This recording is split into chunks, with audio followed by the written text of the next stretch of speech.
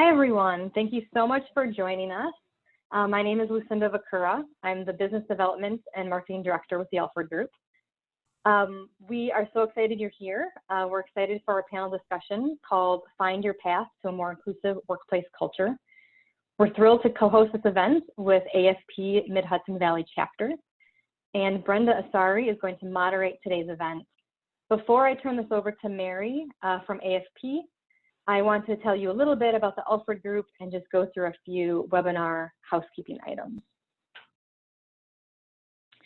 So many of you are familiar with our firm, but for those of you who may not be, the Alford Group is a national full-service consulting firm. We work around the country. We offer services such as fundraising, strategic planning, data analytics, communications, crisis management, and much more. We are a member and a sponsor of AFP, both here locally and also across the country, and are very involved with AFP International as well. We're a certified Women's Business Enterprise, and we're also a member of the Giving Institute. So if you would like more information about the Alford Group, who we are and what we do, you can head to our website, alford.com, which is in the bottom right-hand corner of your screen. So just a few webinar logistics. First of all, the webinar is being recorded, and we will have a recording for you at the end of today's event. You'll receive an email within 24 hours of today's event with a link to where you can find the recording and additional resources. Everyone is in listen-only mode for the duration of today's webinar. If you have a question at any time throughout the webinar, feel free to chat that question to us. So simply use the Q&A function to chat us a question. The Q&A icon is at the bottom of your screen, and if you open that window, you can chat your question there. We'll answer as many questions as we can at the end of today's presentation. And finally, we invite you to join us on Twitter. The Alford Group's Twitter handle is @thealfordgroup, which is up here in the top right corner of this slide. And the AFP chapter's Twitter handle is @MidHudsonAFP. So we invite you to join the conversation on Twitter as well. With that, I'm going to hand things over to Mary to get us started.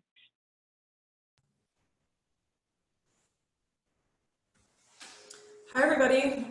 Thank you for joining us today for our panel discussion on finding your path to a more inclusive workplace culture. I would also like to give a big thank you to the Alford Group for helping us with this webinar today, and also to our panelists who we absolutely could not do this without. My name is Mary Williams, and I am the Executive Director of Beautiful People Adaptive Sports. And I am also the co-chair of the Diversity Committee for Mid-Hudson Valley Association of Fundraising Professionals. We have a jam-packed panel discussion for you today. So without further ado, I'm going to hand it over to Brenda Asare, who is the President and CEO of the Alford Group. So Brenda, please take it away. Thank you and good morning. I'm so happy to be here this morning, and thank you everyone for joining us for what we know will be a wonderful conversation. First of all, I'd like to introduce our esteemed panel. We have Inaudy, Esposito. Inaudy, we'd like to see your face. There you go. Can we move to the slide with our panel, please? Good morning, Brenda. Good morning, everyone. Thank you so much for having me here. Fantastic. And Freddie Garcia, so good to have you with us as well. Thanks for having me. Appreciate it. Great. We're gonna learn a little bit more. Inaudy Esposito is the Executive Director of the Orange County Human Rights Commission, and she brings extensive experience in this area. So Inaudy, we're really looking forward to your insights this morning. And then Freddie Garcia has a very long title, and he does a lot every single day. Northern Regional Director for Diversity, Inclusion, and Community Engagement for Westchester Medical Center. So we're so happy that both of you were able to join us this morning, and we know that we're all going to gain a lot from your experience and insights. Thank you. There are lots of conversations happening right now, more than ever, about diversity, equity, and inclusion in the workplace. Although many organizations and businesses have issued statements on the topic, workplace diversity, equity, and inclusion require more than a simple declaration. Getting on the bandwagon means more than writing words on a page. It means moving into action. Many organizations don't fully understand the dynamics at play or how to address diversity, equity, and inclusion, much less how to make things better. For those of us who have been involved in fostering this culture that welcomes and advances inclusion, we understand that it is truly hard work, which requires not only an organizational commitment, but also individual commitment to the work. Before we dig into our conversation, we want to do a quick poll with our attendees. Can we have the poll question? So the poll question is, where are you, or where is your organization on its path to an inclusive workplace culture? So as we continue our conversation, we like to have our participants share with us, where are you on your journey? I just want to say, what we're going to go through this morning with Inaudy and Freddie is really learning more from their experience and their deep insights on why DEI matters, how to create a culture of diversity, equity, and inclusion within your organization, and really have the conversation about, how do we get it going so that it creates lasting, sustainable change, and we move it from just talk into action. So I don't know, how are we looking on the poll? Can we see what our results are? Because I would love to have Inaudy and Freddie respond to it. So it looks like 61% of our participants have started, but we have a lot of work to do. So, and we have about 12% just getting started. We have 6% who they're there, which is terrific. And then 21% where this is a priority. And so I'm really happy to see that there is already a lot of work that organizations have put into play as we look at this journey of creating a more inclusive workplace. So Inaudy, when you see those kinds of results, what comes to mind based on your experience? So the first thing that comes to mind is I am so incredibly pleased to see 6% is already there, but they still showed up to today's conversation. Yeah. And I think that just speaks to when you are committed to this work, you understand that the work never ends, and that no matter how far you've come, no matter how diverse your workforce is, you understand that language changes, the way we do our work changes every day, and that it's important that we still show up to these conversations. So that's the first thing that actually popped up to mind there. Yeah. Freddie?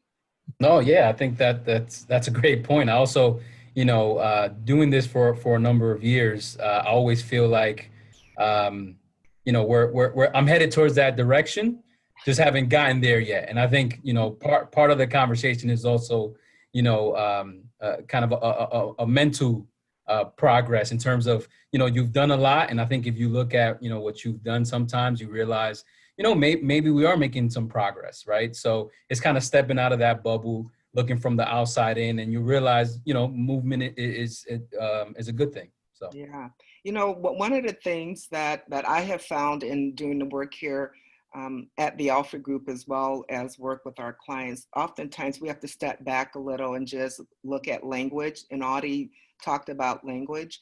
And, even though we all have been throwing around diversity, equity, and inclusion, I think sometimes we need to take a step back and just kind of look at what's different when you think about DEI.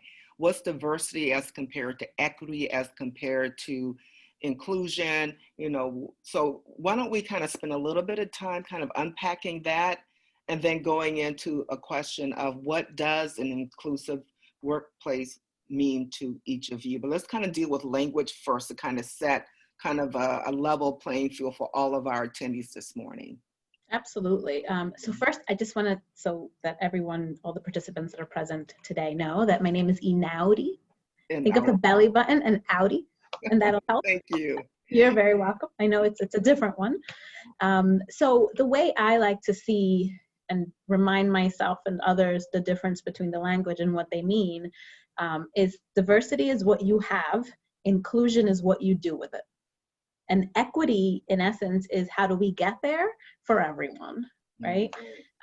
So diversity is great when you have it because you have folks from all different backgrounds, folks that look different, folks that think different, right? It's important to keep in mind with diversity that we're not just talking about the main diversity identities, which include age, which include gender, which include race, right? But we are also thinking of those secondary identities that can be anything from religion to education to experience, geographic location. In Orange County, for example, where I'm from here, geographics can be everything, right? If you're from this side of the county versus this side of the county, everything is different. So it's important to always keep that in mind, right? Diversity is what we have. And then inclusion is making sure that when we do have diversity, that those voices are valued, that those voices have a space in the room and that they feel like their voices are valued and listened to. Because if you only have, you know, people of color, just to say you have people of color in your organization, then that's just tokenizing, right? That's just saying, oh yeah, no, we have someone who's Black on our team. Oh, we're good, we're inclusive.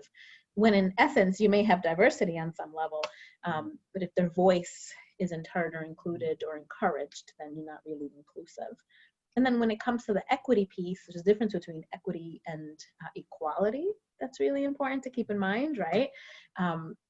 Equality is kind of just giving someone, you know, I think of this picture that's everywhere online where you have the 3 people watching a baseball game. Yes.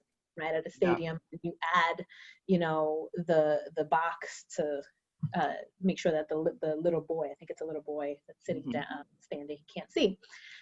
Being equitable is making sure that we work on not just the box to give that person height so that he can also see or that person can also see, but it's also figuring out how to be creative on making sure that everyone has the same opportunities.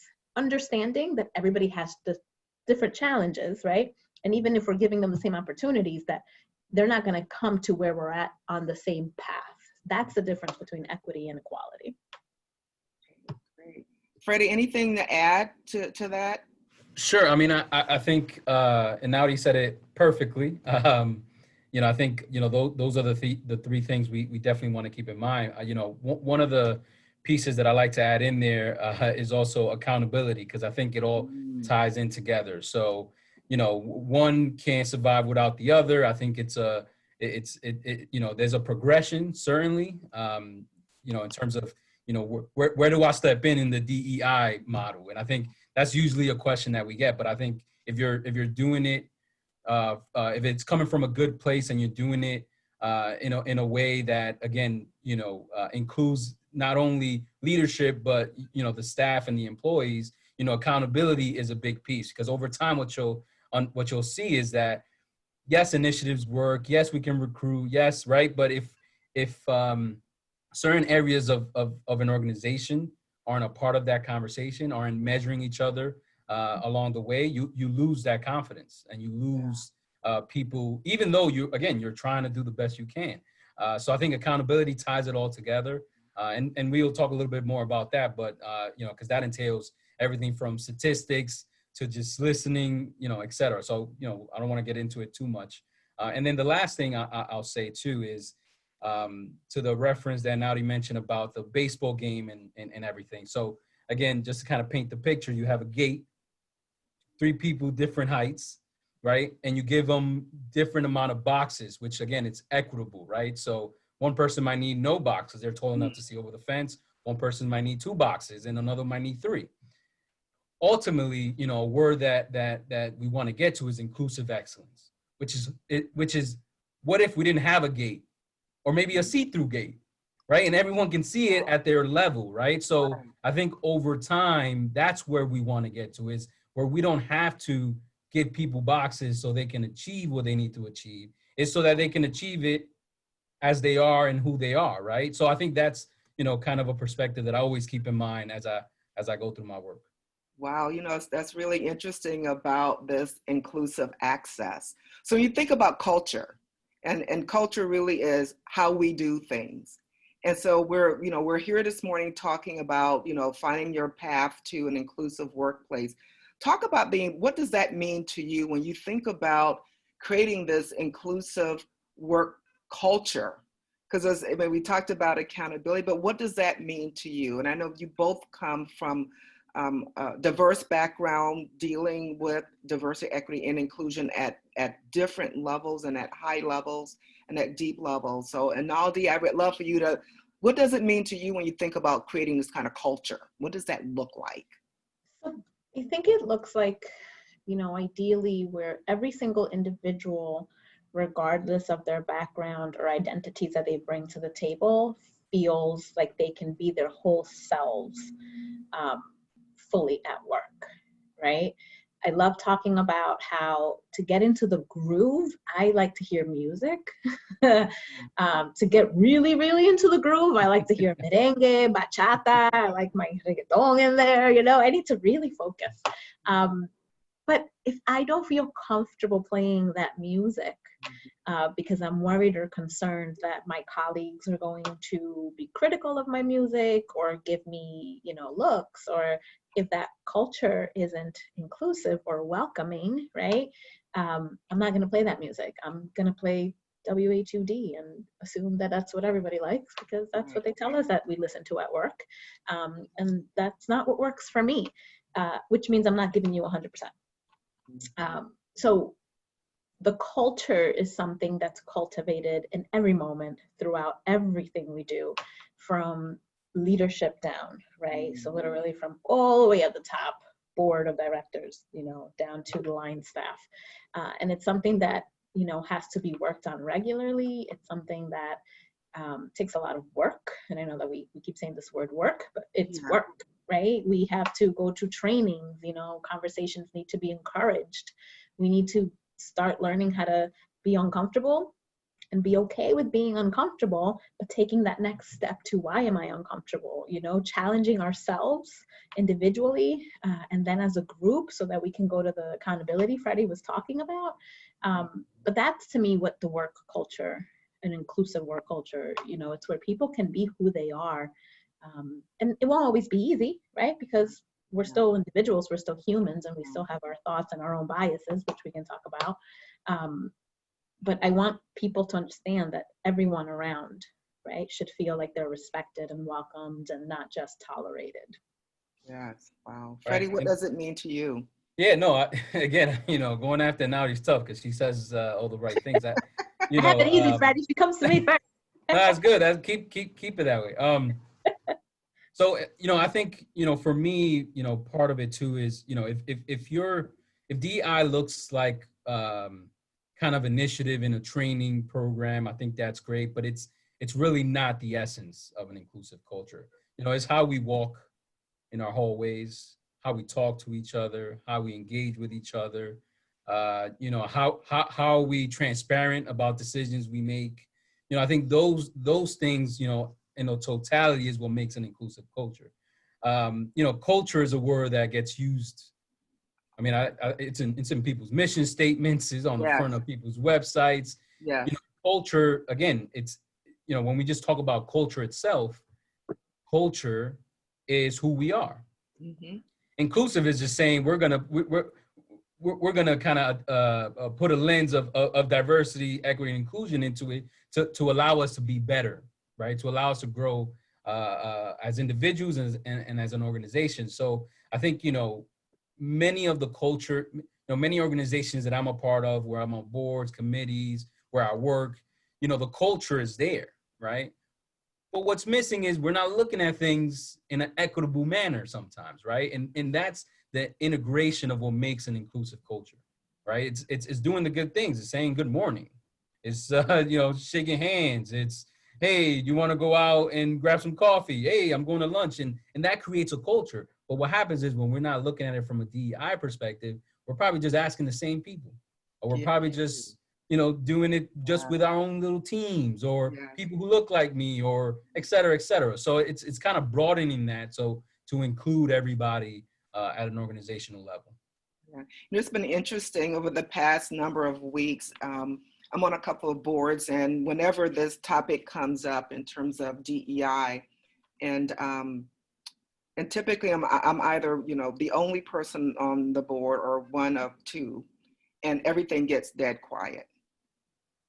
And no one knows what to say, because either they just don't know what to say, they don't know how to say it. And as a person of color kind of in the room, I feel this pressure to either release them from this pain. Sometimes I feel that they're experiencing. And so what I've said is, it's okay. You know what? This is a safe place. So I want to talk about creating kind of the safe place for voices, because when we talk about inclusion, Inaudy talked about, you know, all voices being heard.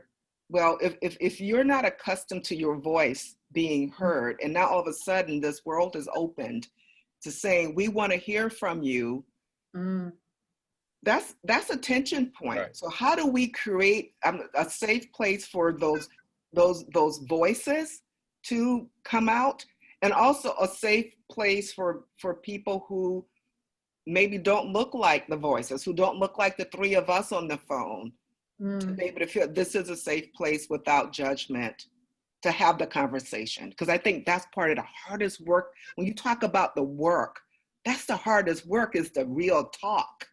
Yeah. So who wants to take this one on? How do we create that kind of environment? Right. I'll start this one just to give Nadia a break. Yeah. No, I agree. I think that's one of the most difficult parts of creating an inclusive culture. You know, one is, you know, a lot of leaders are afraid of what they'll hear. I think there's also, you know, kind of misinterpretation about, you know, the relationship that leaders have with their staff. Sometimes, you know, people think that their staff are really comfortable.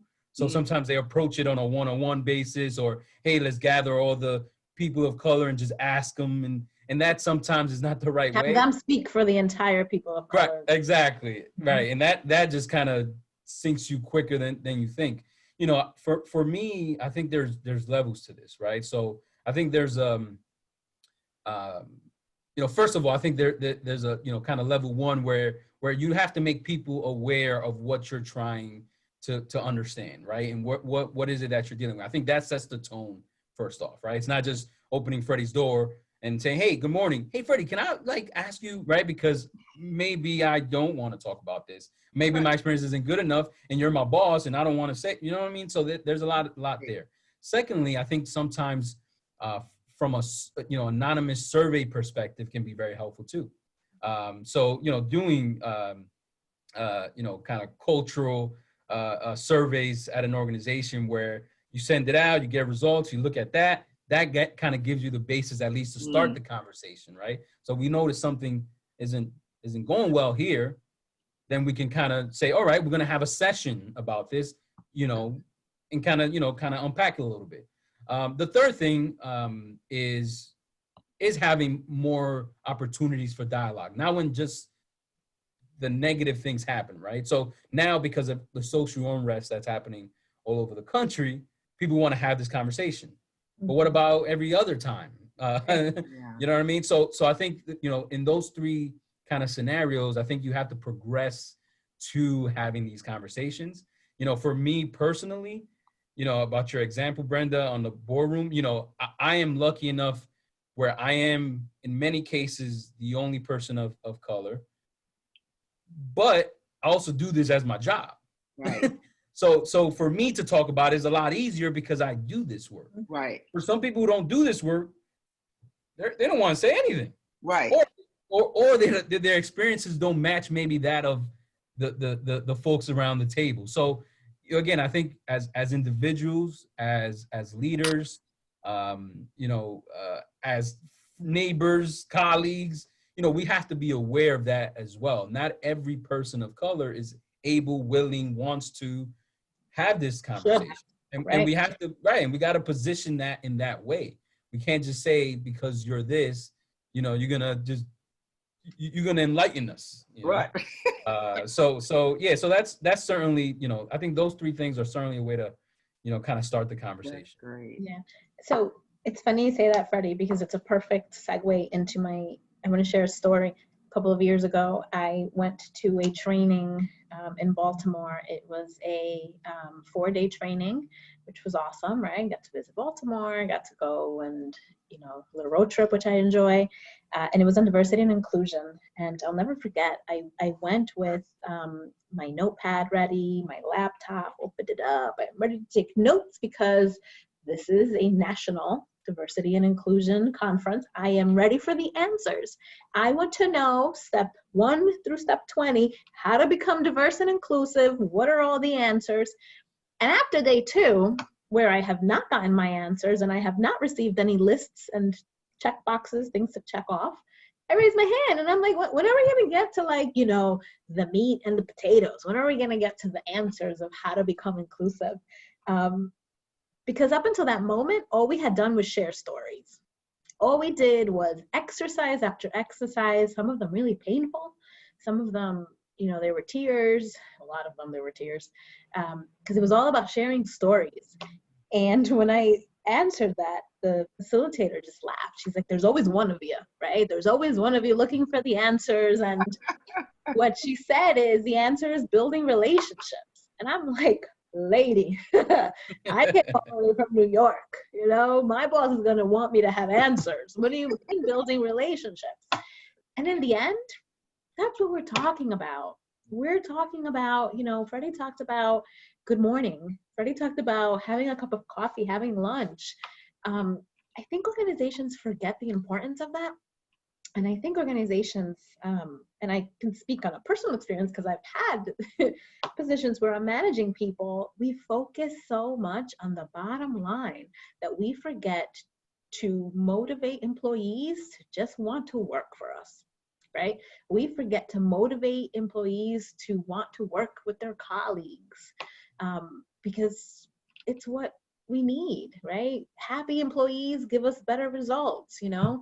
Diversity gives us better results and better employee morale, etc. But again, it's about fostering those conversations, and it's about helping people find their voice, not when they are at that board meeting, Brenda, right? Yes. But about the entire process of where there is no awkward silence because we've focused on people feeling comfortable around each other because we've been able to share about our families, about, you know, growing up in X or, you know, or what it's like to be whatever it is and go here and there or in this climate. And I think that if there's anything you take away from today is go build relationships, go have conversations that people can feel comfortable in sharing whatever it is they want to without even getting to the really hard stuff like racism, right? Before we get there, let's get comfortable with talking to each other. Yeah, that is such a wonderful reminder on the importance of relationships. And we do make this work harder because, you know what, we're looking for the shiny object, we're looking for the silver bullet, we're looking for the checklist on how to do this work, you know, to make it easier. It's like I oftentimes compare it to, we talk about doing the work when I was expecting mothers, if from your doctor you get this book, What to Expect When You're Expecting. Yes. And my husband had his thing was through osmosis, he was going to be able to, through me, I was going to read the book, and through osmosis, he would know what was going to be in the book. Got it. Mm-hmm. I'm like, it doesn't work like that. For anybody who hasn't read the book is like this big. Right. Like, there's some work that goes into, I equate it to this kind of work. It's not through osmosis that we're going to get there, you know? And I think when you talk about, it's really through having that relationship and having conversation and creating this opportunity for people to say, you know, I don't understand, and for people to ask questions. And I want us to talk about this. We talk about, you know, helping our colleagues on this on their journey, and one of us don't represent all of us, but But how do we support each other? How do we support each other in this work? Because, you know, I've had my white colleagues say to me, you know, there are lots of resources. I don't even know where to start. And of course, you know, there's that one book about, you know, white privilege that, you know, every white person that I know who have read it come away afraid. They're scared, right? Because now they're coming face to face maybe with some structural issues that they didn't even realize was there, because it's in the air that we breathe and is how things are.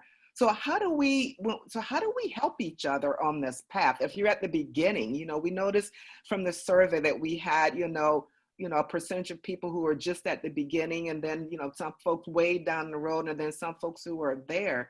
But how do we just get started in this work where we can open it up for people to feel like they can bring themselves to the table and at the same time be able to explore what it means to be in relationship with each other? Yeah. So, oh, go go ahead. No, please. So the first thing that came to mind was kindness and empathy. Yeah. Understanding that we need to be kind to each other, because we are all in different places. And, you know, so after George Floyd's murder and the recent wave of the Black Lives Matter movement and the new thousands of people that have joined this movement and that have, you know, kind of opened their eyes and said, wow, at the beginning of that, I was really resentful.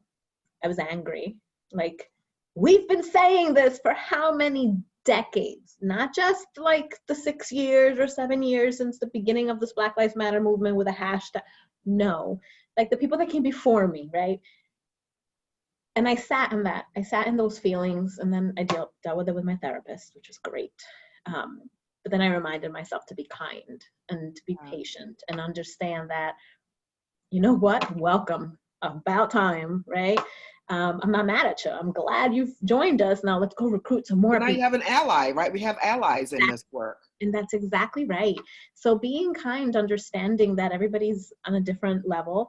And that includes for folks who, you know, if you were one of my white friends who called me on that day and said, oh my gosh, I wasn't very nice or friendly. I was like, well, what the heck? What did you think I was telling you, you know? So I ask kindness and understanding from them as well, to understand that this work is exhausting and it's painful and it's emotional, because it's our lives. It's not just work. This is our life, you know? So just being empathetic with each other and understanding that we all have learning to do. Even the 6% on this call that say they've got it, we all have learning to do, right? We all have to grow, and how beautiful is it if we can do that together? Yes. Wow. Now, Right. And to add to that, you know, there's, I mean, we have to understand that everyone is at a different level. Period. Whether you're, you know, person of color, whether you're part of the LGBT community, whether, I mean, et cetera, et cetera. We're all as individuals at different levels. And you know, I think there's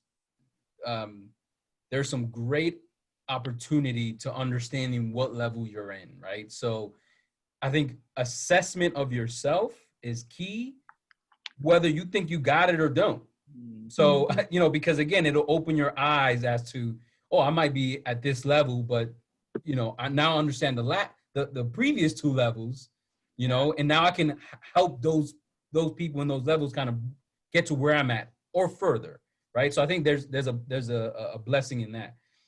You know, one of the resources you'll see at the end is a book called How to Be an Inclusive Leader by Jennifer Brown. Just read it a couple of weeks ago. And it kind of takes you through this continuum of being unaware to being an advocate. And it's showing you like examples of when you're unaware, these are the things you're thinking about, these are the things you're challenging, these are the things, right? And I understand, and it is frustrating, and you know, but give it a chance. This is how. Do some searches, read up some articles, et cetera, et cetera. When you're in the advocate stage, now you've understand the breadth of this. Now you have to speak up for people and bring people into the fold and allow yourself to use your power right? To help others, right? So being in a meeting, right? And someone says something inappropriate and you go, hey, I don't think that was appropriate, right? And it takes level of practice and understanding, Right. vice versa. So I think there's, we're all at different levels. I think it's, we can't expect everyone to be as knowledgeable and as, forthcoming about what they really believe, especially in a culture where we, if you don't agree with me, get out. Right.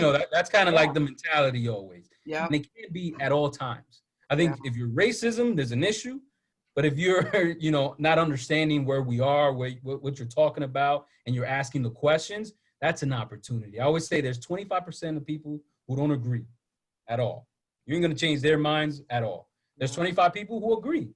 Yeah. They really want to be on your side. They're going to fight for you, all that good stuff. But there's 50 people in the middle that, I'm not sure. And depending what circles you're in, you might go to one side or the other. It's our role to try to get those people on this side, right? Yeah. So I think that's kind of like the at least the mindset that I always bring when people have questions. I always recommend books and videos, and it is difficult. And you're willing to answer questions or provide additional thoughts, right? Absolutely, all the time. I mean, that is a most given right there. Yeah, yeah. Inaudy, I know that in your position, you're pioneering because you're in a position where you are the first of you doing this kind of work. And I know for many of our participants, they may be at the same place. Mm-hmm. Can you share what have been some of the successes that you're really proud of, and what has been some of the challenges that you continue to work through in your own workplace? Yeah.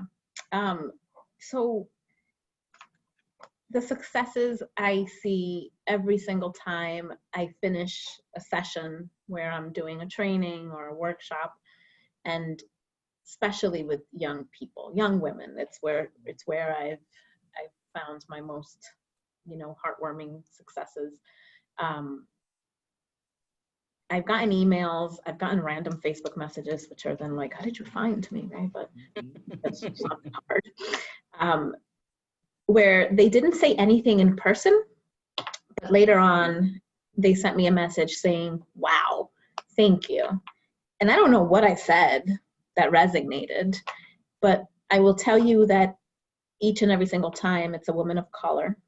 And I say woman of color, right? Because it's women of color, not just either Black or not Latina, right? But both, it's been both. And they say thank you because what I've said resonated, and the fact that they felt like they were represented is really meaningful to them. I once had which speaks to challenges. I was in really quite often during my trainings, there's someone who's really highly offended by what I'm saying, and feels like I just should not be. I should not have this microphone or the stage to share this message with the position that I hold. They feel that I should be the opposite, right? Which I don't know, right? I guess some people see human rights as different, but whatever. And this gentleman was just really argumentative during the training, I shared a statistic about a study that was done about, the question was, how comfortable are you in the workplace if you found out that your coworker is part of the LGBTQ community? And the way I share it is, the good news is 55% of the colleagues of the people that took the survey said they'd be comfortable, they'd be okay with it. 55%. So I pose it as, can you imagine if half of this room was cool with you being LGBT, but the other half, not so much? And he was just so taken aback by that, because he said, I have one gay employee and we're accepting and all this. And he was just like really upset that I would share something like this because it wasn't true to his experience, right? And we engaged in a really awesome conversation about how I'm really glad that that's not your personal experience. Obviously, things that we share don't speak to everybody's experience, right? But just because that's your experience doesn't mean the rest of the country or, the rest of the state or this county isn't experiencing something different, right? But he called me the next day and said, I needed to call you because I haven't stopped talking about, and this is somebody I was worried that was going to make a call to my boss and say, I can't believe you have someone, right? This is somebody I'm like, great. This will turn into some kind of complaint, right? Mm-hmm. But he literally said, you touched my soul. Wow. And I'm like, what?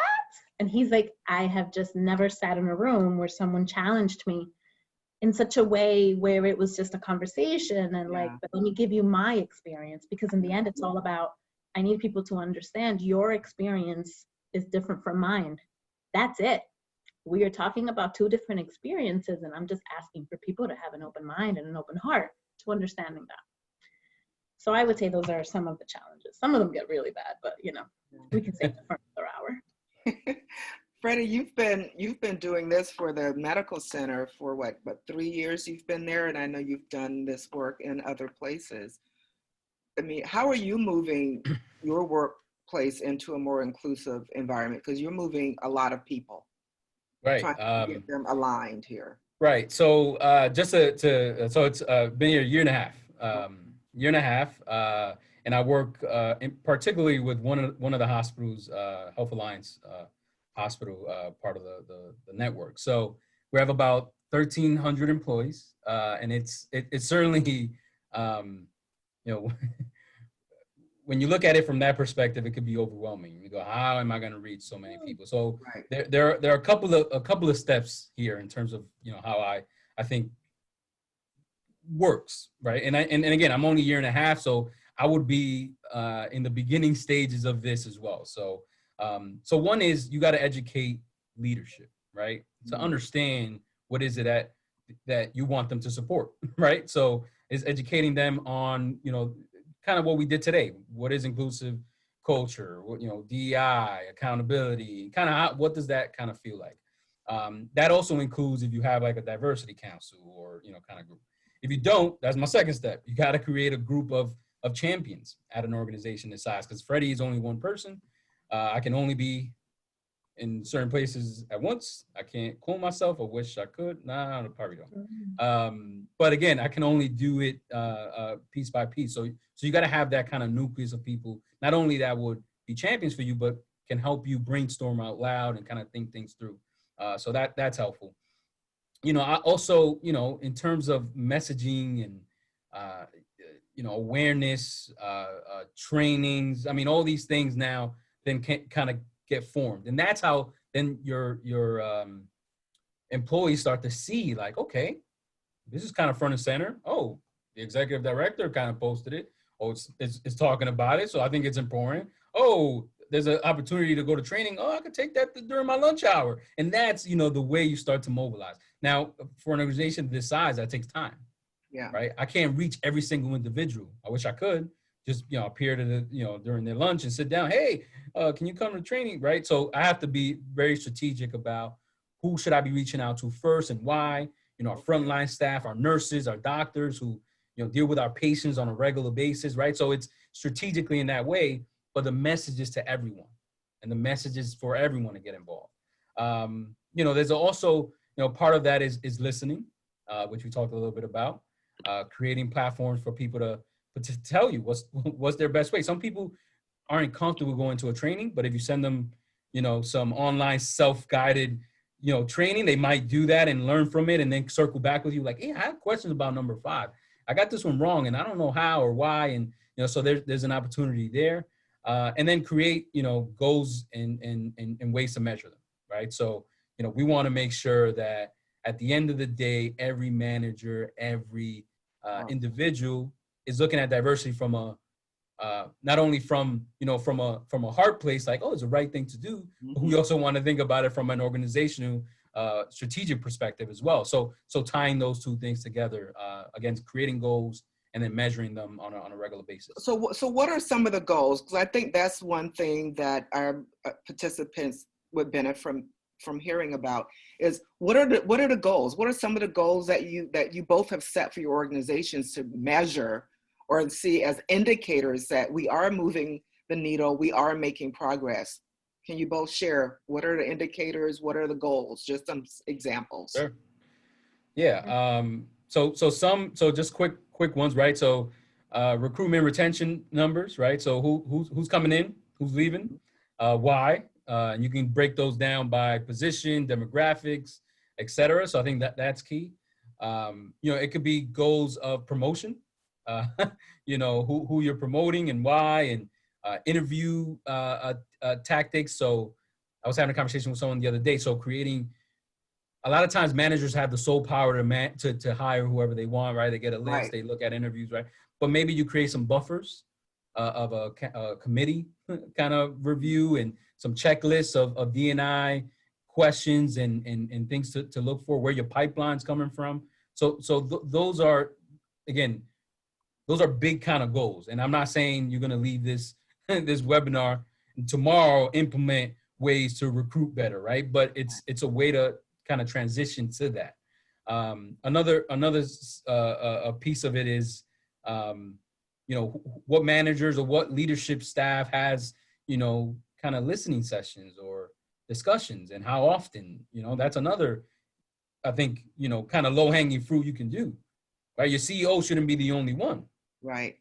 It should be your leadership team. Yeah. So those are kind of quick ways to Are these goals built into key performance goals for managers as well, or it could be, or is just, are you the owner? Are you the owner of these goals? Right. No, I mean, I think everyone takes own. The whole point is to get everyone to take ownership. It may not start that way. Right now, we're building. Right. So I have to again educate. I got to motivate. So I got to start from there to the senior levels, and then hopefully they kind of work the way back down. So I think you can get there, but that's a little more in depth.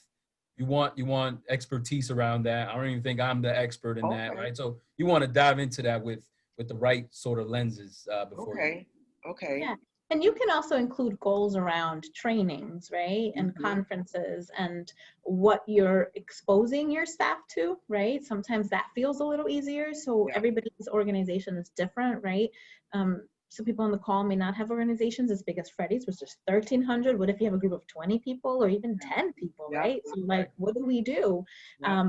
It's important to understand that even homogenous groups or groups that look homogenous are more diverse than you think, right? So part of your goal could be, how do we learn about the diversity we have within, right? Let's start some team building so that the second we start being comfortable around each other, we can start having real conversations about what are we missing, right? What do we not have, and then kind of go through, the different lists of the things that we should have more of, and the voices that we're missing. And that could be all part of the goals that you set for yourself, just even learning about what you have currently so that they could be open to have more or different. Before we move into the, we have some questions in our panel. I would like to just in terms of any final words that you both would like to make in terms of, one piece of advice that you would encourage our listeners to keep in mind as either they continue this work or start this work, in terms of what's going to create the greatest impact. So who wants to take that? And I think just remembering that part of the key to being inclusive and working on DEI in the workplace is intentionality and commitment. You cannot do this work without being intentional about everything you do, right? And figuring out what will it require, which is being intentional. And then the commitment. This isn't a sprint, it's a marathon. You have to be in this for the long run. You have to figure out how to save your energy for the long run. You have to understand that, setting a committee and then discussing data and surveys, and that takes work and commitment, but it's necessary. And that you're not going to get results in the first 2 months, 3 months, maybe even a year. And be patient with yourself and kind to yourself, knowing that it will take commitment for the long run, but you have to stay committed. Yeah, I was gonna say, be kind to yourself during the process. It does take a lot of time. Start with yourself. If you're in that beginning stage, start here, and then allow to bring, you know, folks in as it comes. I think, you know, the expectation that you know, I think there's a lot of fear from people. How do I get my organization to do this? I don't want to call out my boss or call out folks, you know, and sometimes it's just a conversation and discussion. You know, there are different tools to use there, whether it's sending an email like, hey, came across this article, you know, our competitor is doing this, or hey, check this out. I think those are ways to penetrate that, but really take that personal journey before you start kind of demanding or asking, or because if the you know, part of it is to understanding the culture and how it works. And in some places, the timeline might be 3 years versus 6 months, just because of the culture that it currently has. So try to understand the concepts, then dive in, take a look at your organization, and then you'll kind of start to see, oh, this might be an opportunity to kind of get in, or I don't know if I could, you know, and maybe there's some outreach you need to do to get some folks like Inaudy to maybe come and talk to the organizations, things like that. Yes. I'm going to move into our question and answer time. We have a couple of questions here. This first question is, you touched on an important piece of the solution. How do we get our employers to help create space within the day or week to connect with each other in our organization who are outside our comfort zone lunch groups? So now we know this is a question around culture. Who would like to take this one on? I'll be happy to. Great question. I think this is where the surveys can be very impactful, right? So not only asking people how they feel about the organization, are experiencing the organization, but how would you like to even talk about some of the things that you're feeling, right? Not everyone, you know, wants to go to lunch or feel comfortable. Not everyone wants to be in a group of 20 to talk about it. And not everyone, you know, wants to talk about it with you. So I think there's ways to ask, you know, thanks for your input. How would you want to, you know, dive in further? Some people might say coffee, one-on-one, group. And that's I think a way to do it. And again, as an employee taking that survey, I might say, oh, man, they really do. You know, like it just opens my mind to like, oh, they really are really taking this seriously. This isn't just, let me get your feedback, put it on the shelf, and then I'll use it when I need to, you know? So I think that's a way to do it. Yeah, and I think also being open to different ways is important. And I think Freddie touched on that with not everybody wants to have a conversation, not everybody wants to have lunch. We need to be respectful of that. One of the things that I love doing as an icebreaker in trainings that I do around DEI is called the new and the good. So I have everyone, and I don't know what it'll look like now with social distancing. Probably have to work on redoing this exercise. But I have people find a partner and then share with each other, each get 2 minutes to share with each other something new and something good in their life that's current in the moment. And what that does is it just gives an opportunity for conversation, right? For people to get to know each other, but it loosens people up a little bit because they're talking about something that's new and good for them. Automatically, people are smiling. People go to their happy place, right? No matter how miserable they are at work, but they go to their happy place right then and there in that moment, and then they get to share it. Yes. And you know what people also find? The amount of similarities that they have with their colleagues that they never even thought of, right? Because I always ask them, find someone you normally don't talk to, find someone you don't even know, or, you know, someone across the person you don't go to lunch with, right? So it's getting creative as to how to build those relationships, to build that work culture. Yeah, I love that, sharing what's new and what's good. I love I got that 4-day training in Baltimore. All right, it paid off. You brought that back. It made me smile just thinking about those 2 questions. Yeah. Right, Freddie, right? Me too. Me too. We have another question here. It says, at my last employer, there was a DEI assessments and training for senior leadership, and to a degree, all staff. There was an IDA task force established and what seemed like momentum, but then it all fell from the CEO pet project and eventually collected dust and fell away. How do we keep those leading the charge on task? like asking for a monthly progress report, or that data share you mentioned, promotions, new hires, employee retention leaving, this falls to HR. So how do we keep this going? You know, when it doesn't feel like the CEO's pet project any longer, and you talk about it being a journey. So it's not like a 2-week thing, right? So how do we keep it front and center? I think one of the biggest challenges I hear with folks during these trainings is folks feeling like they don't have the power, right? Who's going to go to their CEO and say, hey, it's been 2 months since you've sent out, you know, this report. And although this won't answer the question, but I think that should be part of the process from the beginning. Accountability should be part of, from the second you decide you're going to have, you know, an IDEA task force. And for those that don't know, IDEA stands for inclusive, diversity, equitable, and accessible, right? So it's almost a new language, kind of going to be inclusive of everyone, right? And of all identities, moving more towards the IDEA conversation. So yeah, it should be from the beginning, that accountability piece. But if you're in the space where you are now, it's figuring out, who do you even ask, right? If you can't go to your CEO and ask questions about, you know, figure out how to send an email posing the question of, you know, this was really interesting and I was really glad we were a part of it. Just wanted to have some follow-up to see, is there anything coming out soon, or is there any trainings coming or conversations? And depending on the comfort level, and again, the power that many of us don't have, go as far as the board, right? So, you know, if speaking to your supervisor doesn't get you anywhere, you always go to the person above the supervisor, right?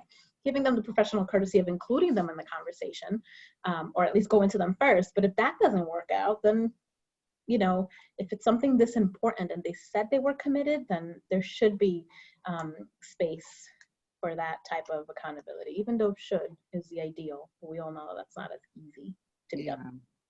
Right. Just to add to that, I think, you know, you're right in terms of, you know, having accountability in the front end of the discussion.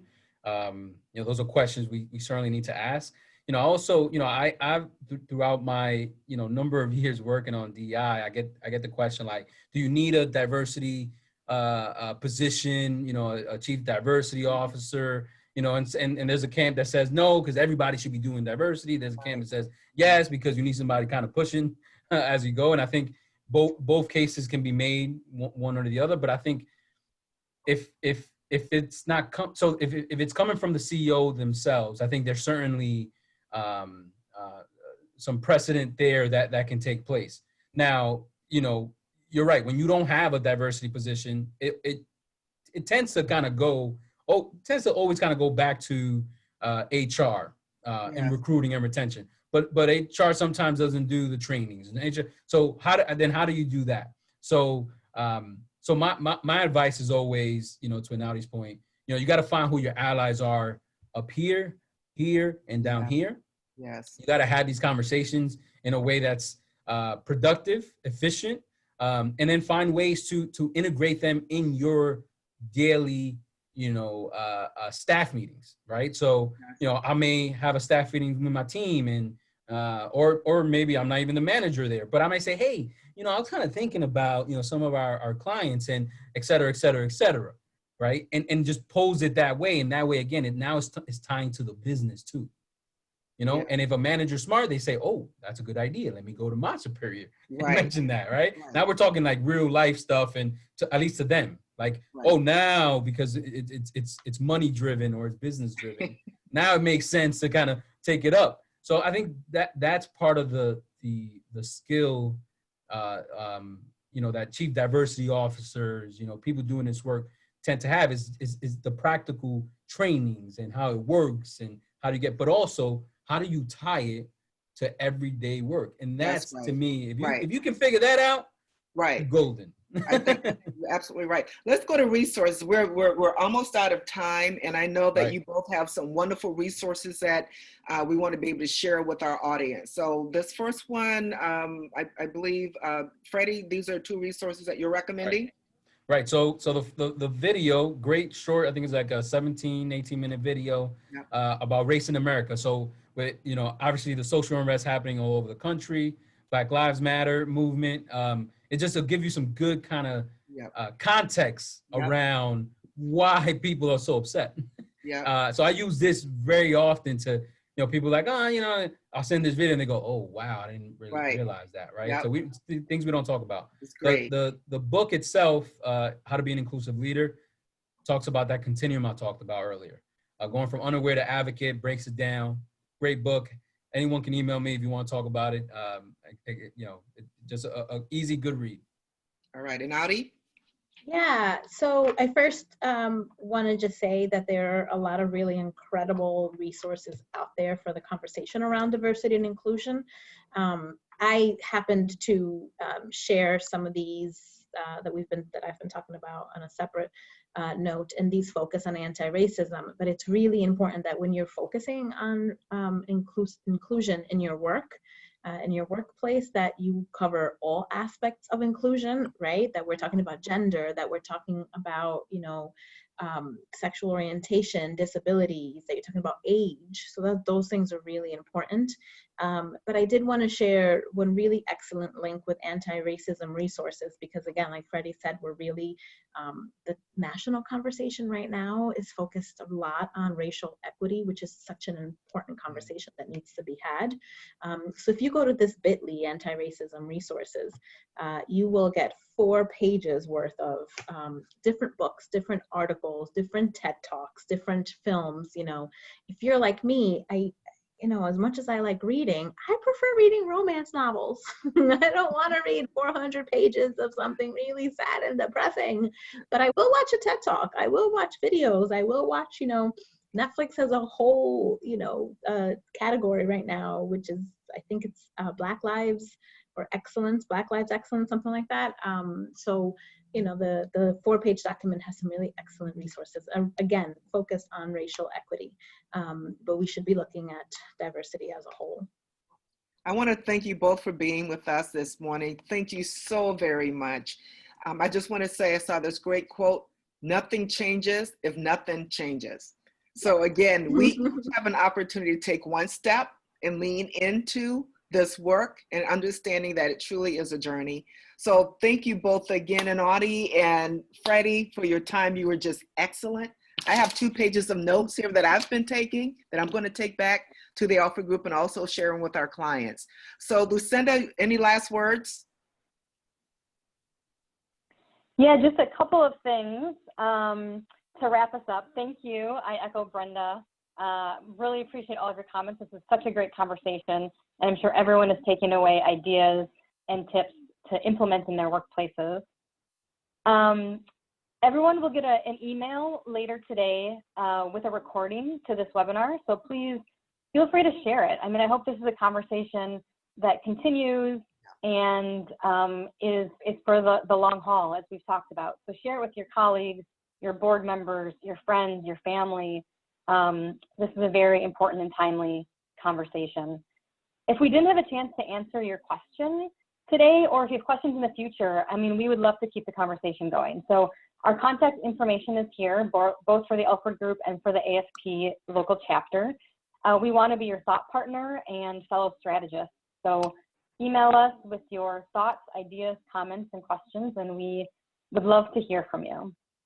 So with that, we conclude today's session. Thank you everyone so much for joining, and we will now disconnect. Have a really great day, everybody. Thank you, everybody.